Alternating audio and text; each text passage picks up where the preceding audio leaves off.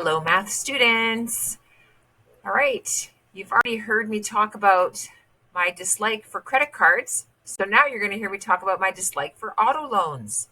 And again, had I done things different when I was your age, I would be in a better position financially now. But I'm actually in pretty good shape because I started following much better principles, like I said, about maybe it's probably closer to 10 years ago now. So you're going to do this worksheet here on buying a vehicle. It's pretty straightforward. There's a couple of websites you could go to. You probably already know a lot of the disadvantages and advantages of buying a new car or buying a used car. So that's not too hard.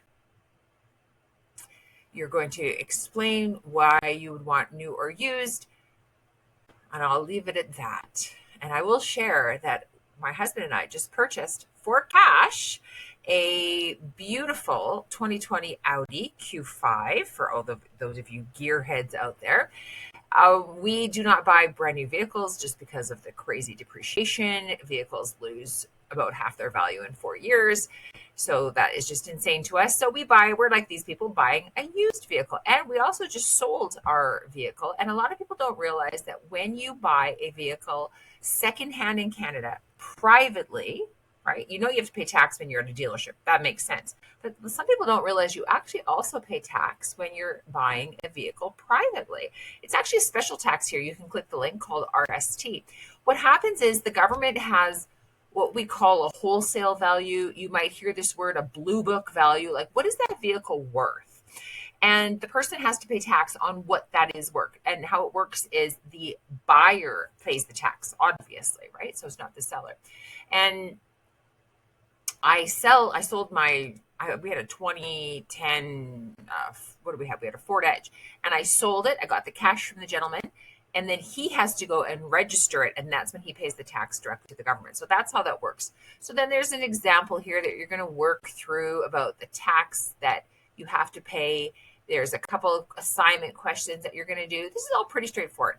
Then you're going to go to the Auto Trader website. All right. Now, if you don't know the Auto Trader website, this is kind of what it looks like. And I'm going to let you choose whatever vehicle.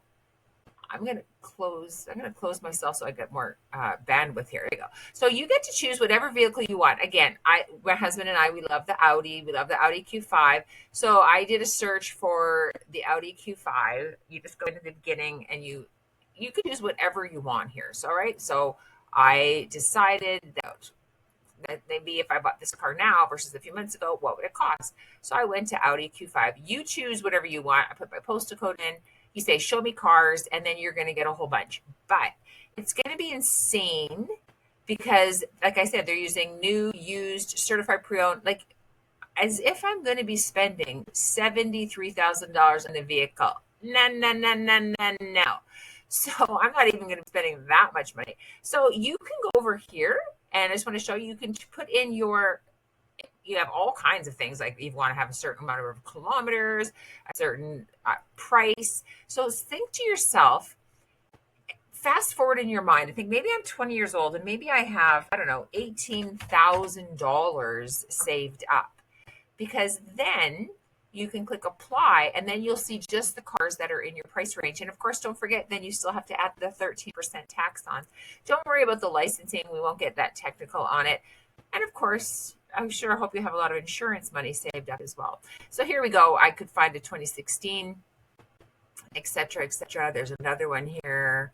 There's a 2013. Okay, so then you get to choose one, you click on it, and then all the information that you need is there. So take a few minutes and have some fun pretending to car shop. Or maybe some of you actually have some money saved up and you actually are going to do some car shopping, right? So all the information that you need, the kilometers, this one has kind of average kilometers for its age, the price, the features. So why would you choose that one? So that's one of the questions, kind of one of the fun things you get to do today on this. Then you're going to go to this website here. You're going to pretend you don't have enough money. Boo. No. Ideally, save up the money. Go in and pay cash for your car. But if you can't, because you know what? I've been there. I realize sometimes people can't do it in advance. But we're going to pretend now that you're going to finance that car. So you're going to go to the CIBC website And it's pretty straightforward here how to do it. And I've given you some parameters that you're going to do. So the first thing you're going to figure out, like it says here on the worksheet, you're going to pay $14,999 plus tax. So you have to figure out what that is, right? So get your calculator out, figure out what that is, and you're going to get a 4.9% interest rate, which is really low. It's much higher now. Actually, for new, that's probably okay. Even that wouldn't be a new car, that'd be a secondhand car. And let's pretend you have 3,000 saved up. All right. So we click on the car loan calculator. So we know that our car is going to cost us, let me get the calculator out here. Here comes my little calculator button. So we said that car was costing us just under 15,000. Okay. So 14,999. Okay, that's the price. But I got to add tax. Okay, the fastest way to do that times 1.13, and that's going to give us our tax amount. Now we're going to put 3,000 down on that, but we still need to say that's the total amount. That's 16,948.87. Okay, so now we're on our calculator. We need 16,948.47. I get that number. Oh, look, it's rounding it up. So we break the price rounded up, 16,948. We click on next. Okay, we're going to put $3,000 down. We click on next. And that's way too high of interest. That was from a few years ago. We're getting 4.9, and we're going to do 12 months. No incentives. And we're going to click on get my result. Right? This is how easy this website works. And voila, you will see the monthly payment right here, 1193. And notice I've already put it for you right here, 1193. How much interest, if you paid it off over a year, right? 12 months is 1 year. How much interest would you end up paying?